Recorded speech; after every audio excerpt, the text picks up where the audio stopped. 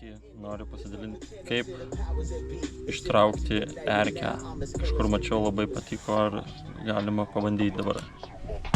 Mums reikės aliejaus, bet kokio, aš turiu kanapių, tai naudosiu kanapių aliejų ir ausų tokio.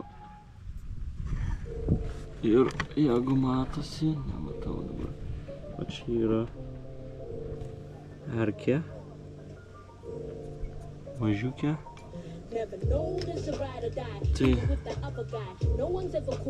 aliejum, kur čia tas, lemą nematau.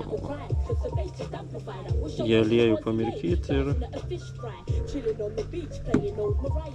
ir paprasčiausia sukti.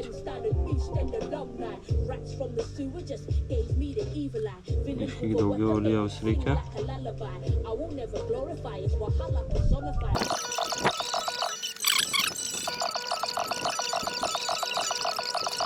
Ir neišlenda.